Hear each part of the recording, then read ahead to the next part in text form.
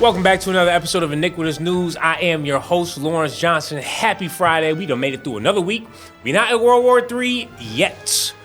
2-week Trump. That's what I'm going to start calling them, because basically, if there's a serious decision that needs to be made, we're going to find out about 2 weeks. I'm going to process that. We're going to do some things, but about 2 weeks, we're going to know. And no, I'm not just saying that. That's exactly what he said. Straight to Carolyn Leviat, how the fuck you say her name? KL, that's what I be calling her, because she's a bitch. Excuse my language, but not really, though. I have a message directly from the president, and I quote, "Based on the fact that there's a substantial chance of negotiations that may or may not take place with Iran in the near future, I will make my decision whether or not to go within the next 2 weeks." That's a quote directly from the president for all of you today. And then a reporter was like, wait, hold on. We've heard 2 weeks before, so what do you mean by that exactly? And she had an interesting answer. President Trump has said previously in regard to Russia, he's used this phrase about 2 weeks several times in terms of we expect a 2-week deadline and then you give another 2-week deadline. How can we be sure that he's going to stick to this one on making a decision on Iran?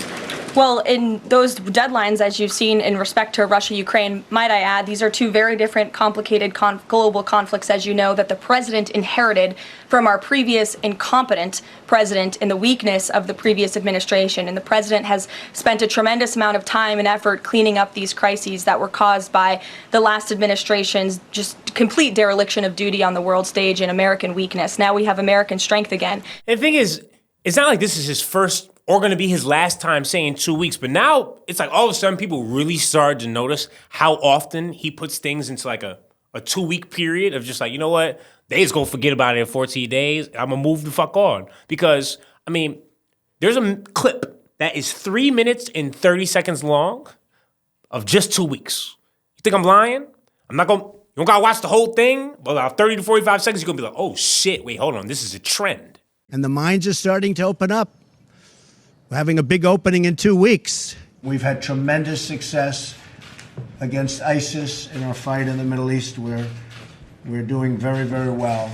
We're going to be having a news conference in 2 weeks on that fight. Our Secretary of Labor is coming out with a plan in 2 weeks. You're going to have some big news. I think we're going to have some of the big drug companies in 2 weeks. And obviously, this is all just surrounding Iran and Israel, where it's wait, hold on, how are you going to put a war off for 2 weeks, where it's just you just claimed to me that this country is about to get nuclear weapons within weeks, but now we could wait 2 weeks to make a decision if we actually going to start helping or not?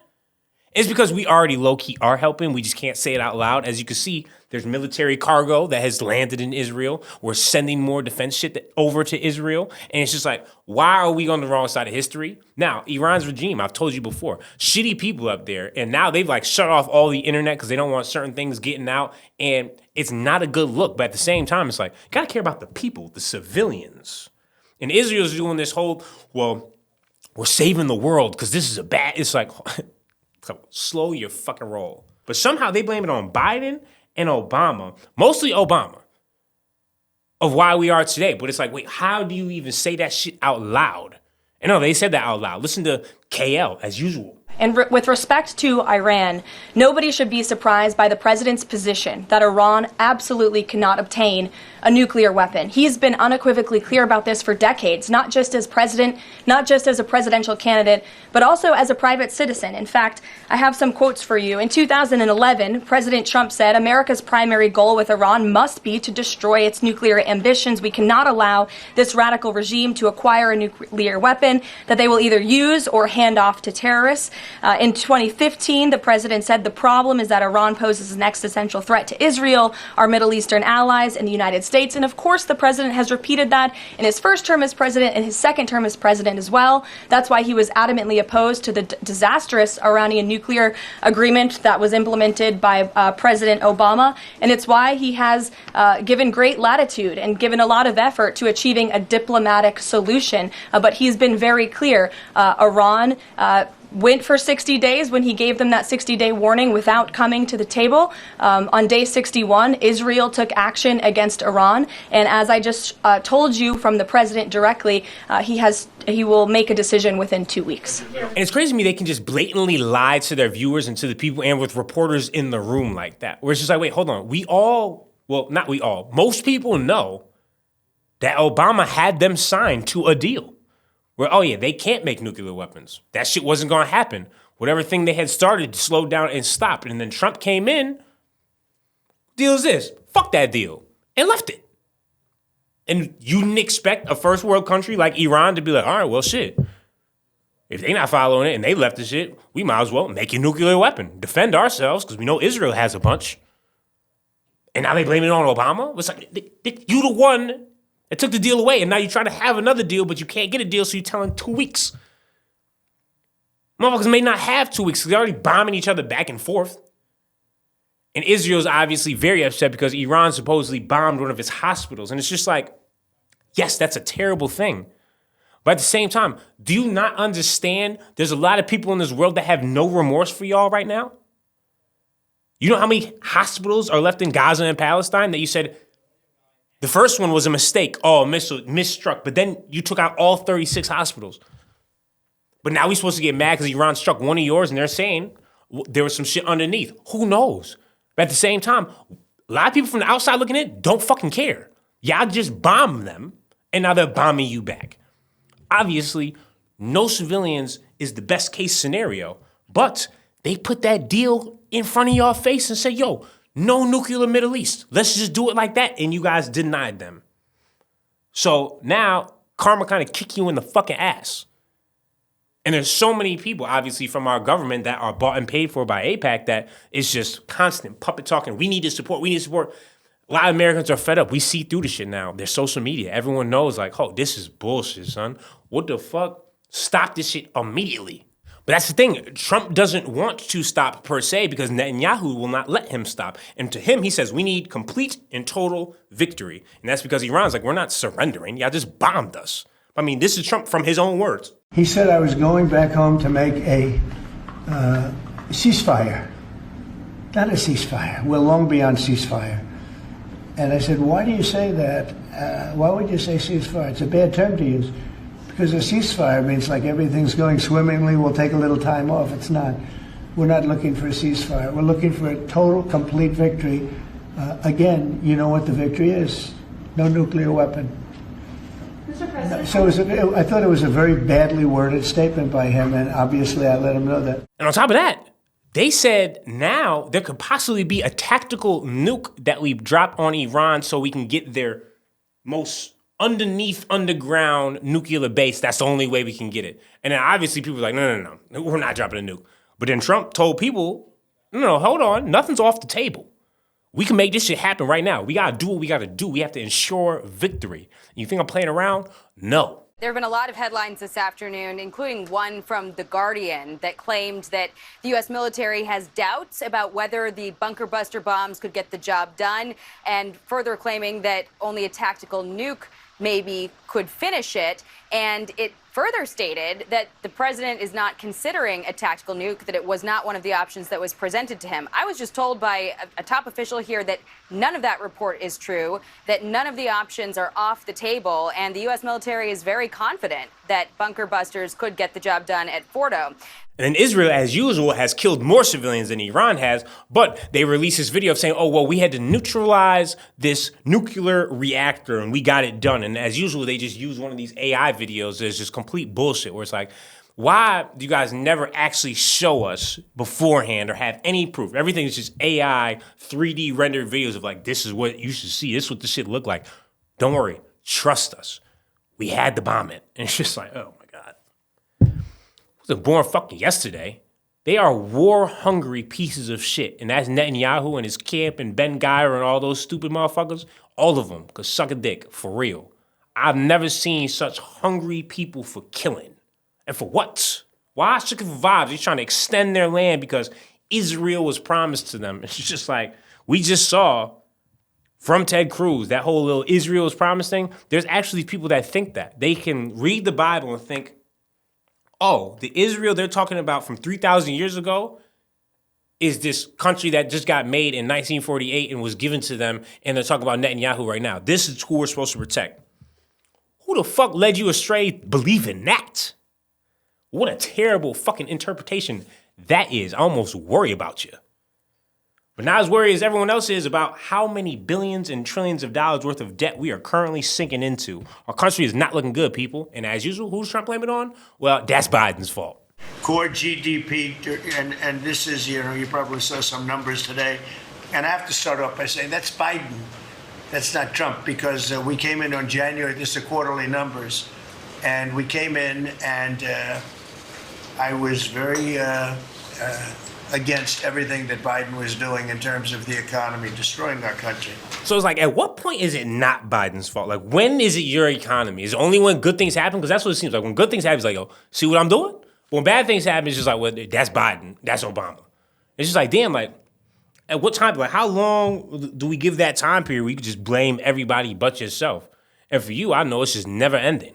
But the clips didn't stop there. He then was, in his little Oval Office, and he's talking about the Declaration of Independence. Like, I look over there, and then, I just think about the Civil War, and it's like, did we really have to lose that many lives?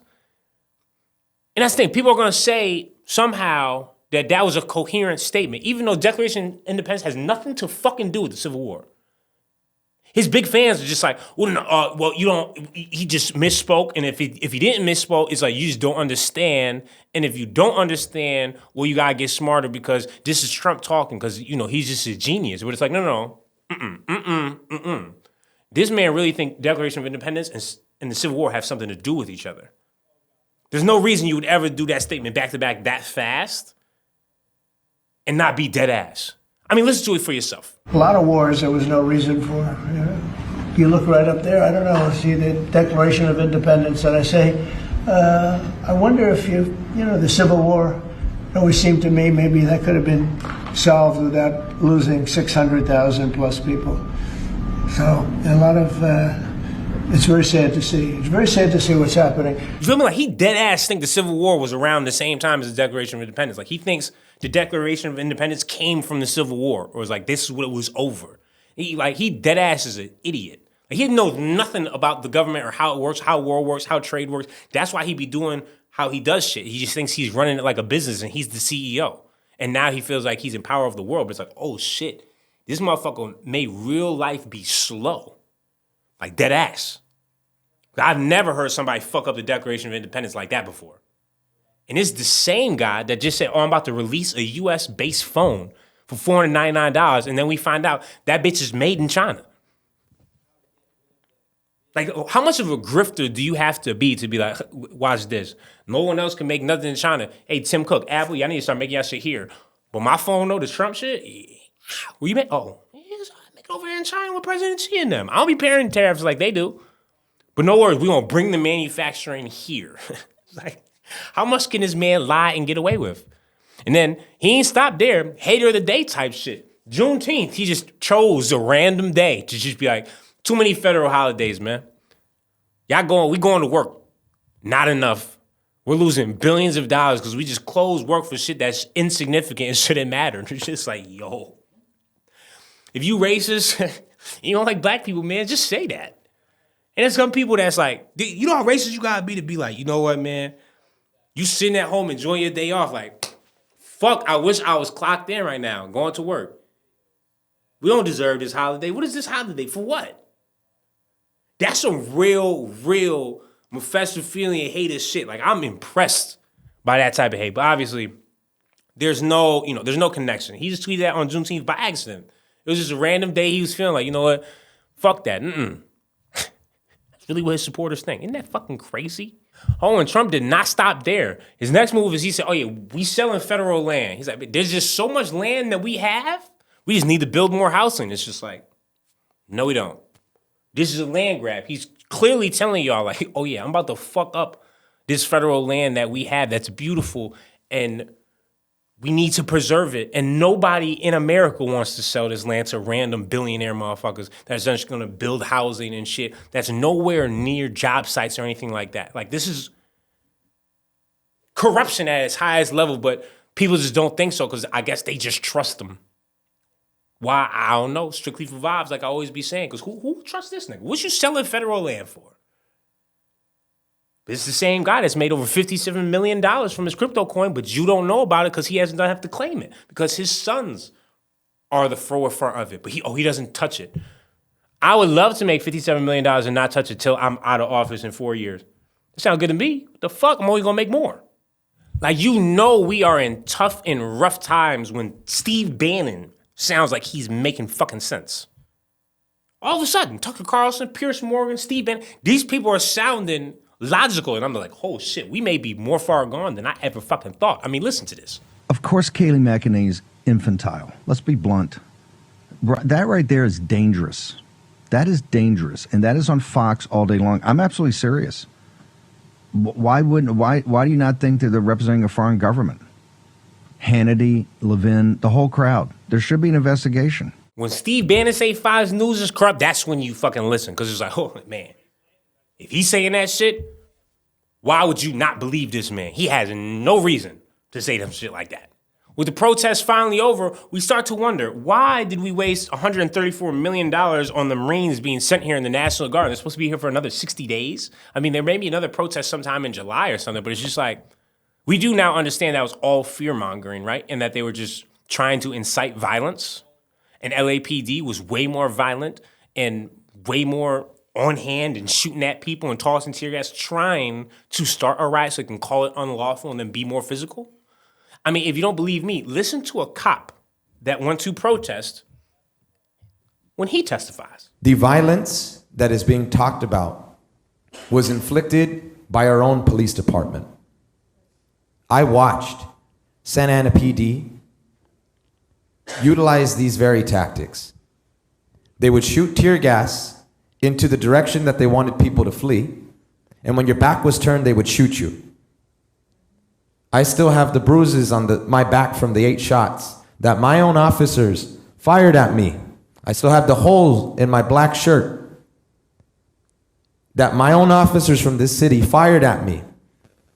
I had no weapons on me. As a matter of fact, I had my jacket wrapped on my right arm the whole time I was protesting over all of those hours. Moving right along into Flourish Fridays, where I play clips of people, things, humans, animals flourishing, and they're my favorite clips from the internet from that week. You can always send them into my DM. You can comment them below, message me, anything and everything. You know, I'm always looking for elite clips. And know what's elite? This is China. Yeah, exactly. Do you see that? The drones? Are you shitting me? That's all drones. At first, I'm like, oh, they must be like all in a building. But no, even the stuff in the background, that's all drones. That's why I be saying these people are elites. I'm sorry. I don't be hating on China. I be giving them a silent round of applause. Like, oh, shit. They is up to something. Because, I mean, yeah, that's very beautiful. Just imagine, though, if all those were bomb drones. You see what I'm saying? You see what I'm getting at? That's why I'm not trying to mess with China. They got it. You mess with them, March Vera, you guys to death. But right now, very artistic. Very beautiful. I respect it. That shit is fire. I'm like, damn, China really flourishing to a new level.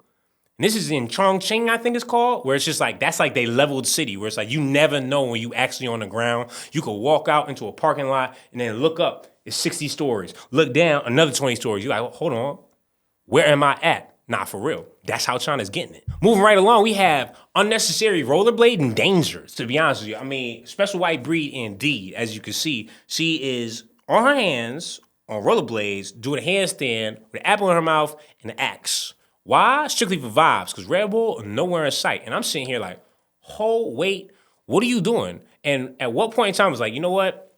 I know, I should put an axe right here. And you see how easily the apple was sliced? That's dangerous, son.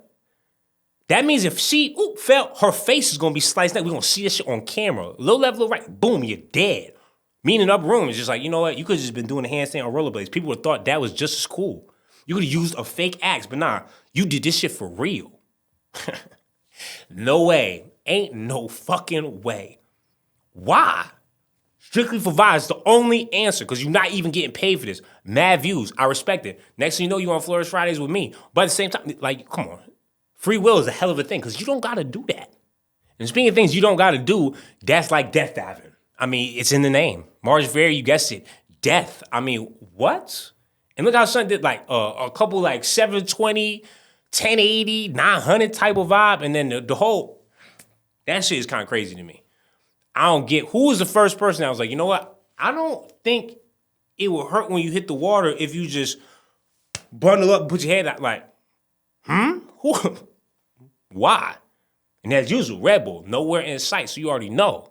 Why? Strictly for vibes, but from what I heard, he did get a little bit injured, which makes sense. You just jumped over 150 feet into the water and you met it with your fists and feet, and then your neck is tangled, mangled, strangled, son. I don't even understand how this is possible. But here we are, and I'm impressed. Special white breed indeed, but people, goddamn, are you crazy? That's a high-ass motherfucking jump. Moving right along into Flashback Fridays, where I bring you music from back in the day that if you wasn't hip then, you could be hip now, because it's never too late. We're going to start off with Julez Santana, Changes. But I gotta keep moving and making happen, 'cause the Lord knows life is crazy. I ain't gonna lie, if you haven't told, like Dipset, Julez Santana, Max B, Cameron, they like some of my favorite artists, but that song right there, I remember, I used to listen to that shit going to school. Like, the hook is so tough. Speaking of hooks that are tough, moving right along, we have Ginuwine, Differences.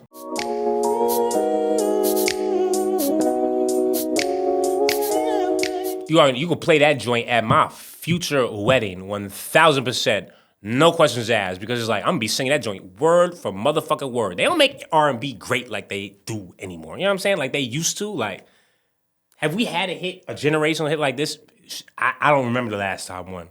I be thinking about it now. I'm like, okay, what songs in the last 5 to 10 years are gonna last another 10 to 15?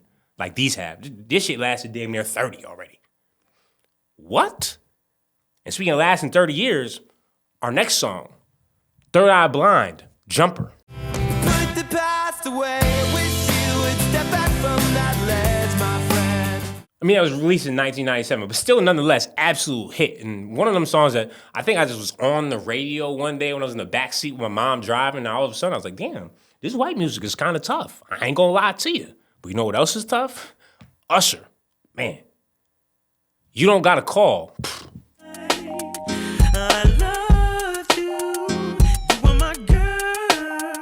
That's one of them songs, I'll be singing that shit the rest of the day. You don't have to call. It's okay, girl. For real. Nigga, man, that's what I'm saying. We don't make songs like that anymore.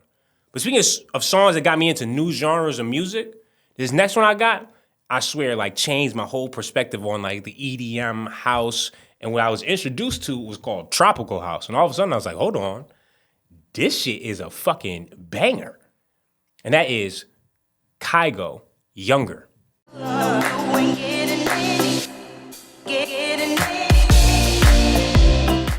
Thank you for tuning in to another episode of Iniquitous News. Don't forget to hate and subscribe. You already know I appreciate you guys tuning in.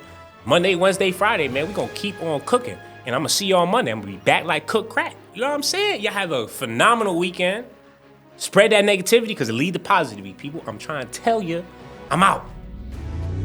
You've just tuned in to another edition of Iniquitous News Network with Lawrence Johnson. Don't forget to hate and subscribe.